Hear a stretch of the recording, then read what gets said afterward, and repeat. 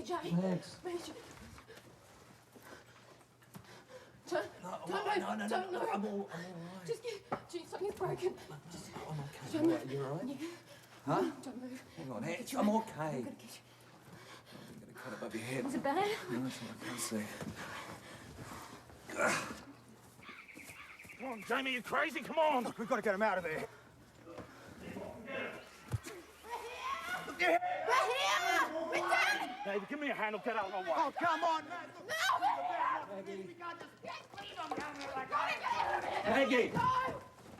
Maggie, stop it! We gotta go! Stop it!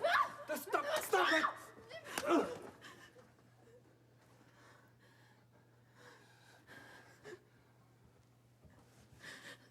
You look at me. It's going to be okay.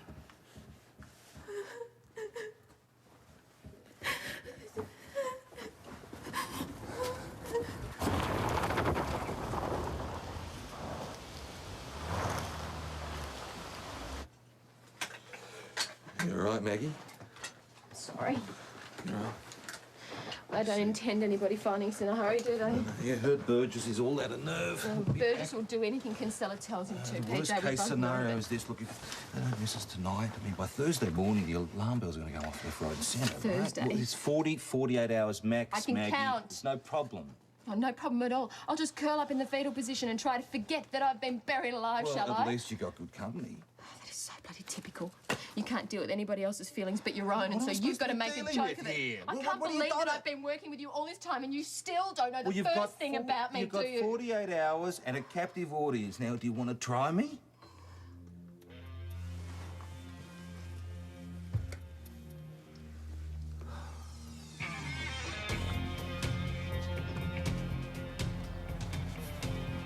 BKC to all units in the St David's area. We have a semi that's lost its load at the...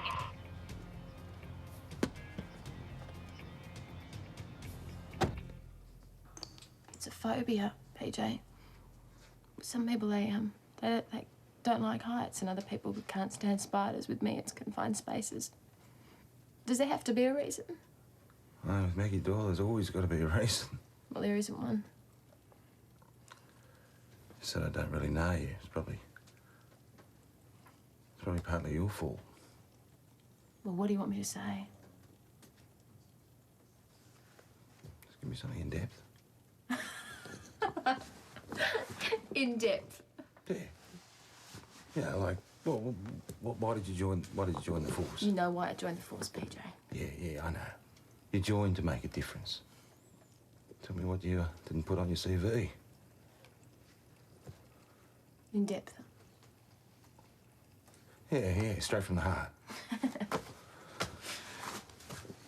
Well, because of Dad, and then later Mick and Robbie joining up too. I mean, I never intended to go the same way as them, but everything else I tried to do, it seemed kind of beside the point.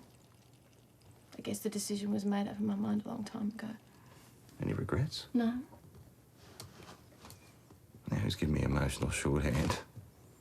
Well, what's to regret? I enjoy the job, and it's not exactly dead end, I don't think. You know, I mean, given 3 years and reasonable luck, I could end up in a prestige squad like Homicide. What more could a girl want? What about marriage and a family? It's a very old-fashioned thing to say, PJ, not to No, mention very no. sexist. These days you can mix career and family, no problem. No, you've seen the statistics.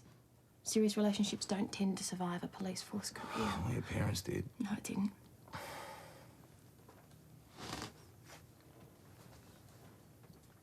Or rather, what it didn't survive was my father's total single-mindedness. Oh, it's not something that we Doyles, we don't like to talk about it, especially amongst ourselves. But, you know, I mean, when things were going great, there was no worries, but when they weren't, well, Dad, he could not switch off. Well, if you're a copper, who can? Yeah, exactly. But it was Mum who had to deal with all of the anger and frustration, and we can't afford to work off at the station. And it's sometimes I wonder whether it didn't drag her down with it in the end. Because they say that about cancer, don't they? That it gets you when your resistance is really low.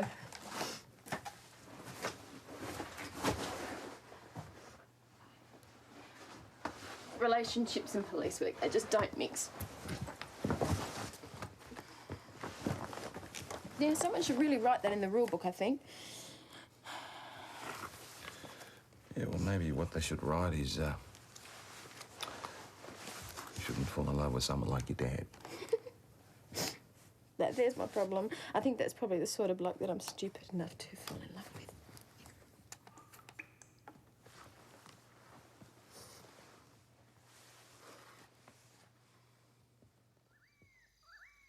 I thought you might be getting a bit tired of hospital food. Oh, yeah, beauty. Thanks, Digger. Look who's here. Yeah. You want a bit of coffee, mate? Oh, no, thanks. That hospital stuff always tastes like dirty dishwater to me. Yeah, well, that's why Eck and me like to put a drop of disinfectant in it. Found that nugget, did you? No, not yet, I'm afraid. Oh, so the bugger's wife's never found. Cheers. Like a couple of gooses trying to lay a golden egg. Did Dick Tracy ever figure out where they found it in the first place? What? The bullion.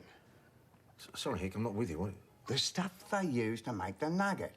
That detective of yours was round here this hour. He... Press that button, quickly. Nurse! Nurse! Right, it's not exactly five-star accommodation, but do with a bit of sleep. Mattress is a bit hard, but you'll be right. I'll hop on. I can't sleep. Yes, you can. Come on.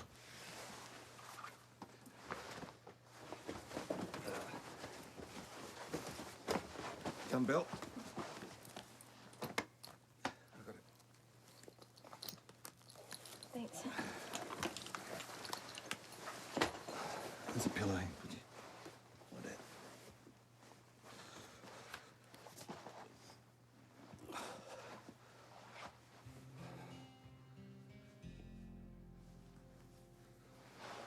All right. Bedside lamp off. Mags, Yeah. how do you know he's like your dad? Go to sleep.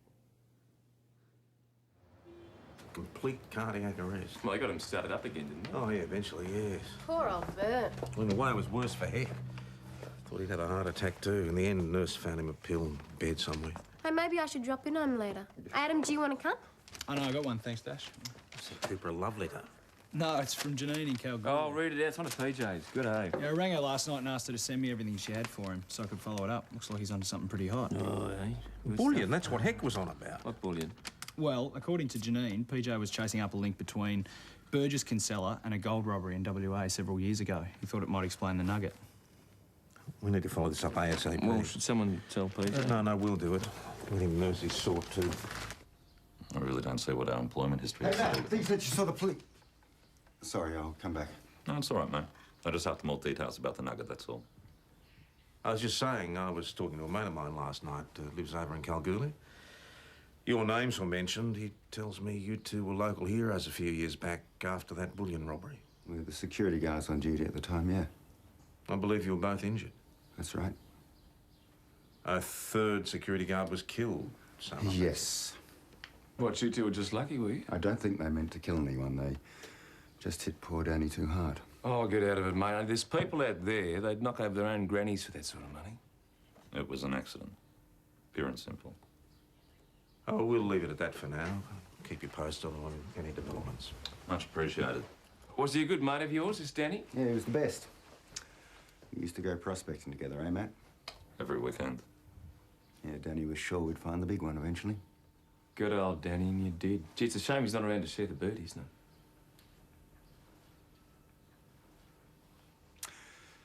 Where's Detective Hasham today? He's off sick, why? Do you need to talk to him? No, I'm just curious.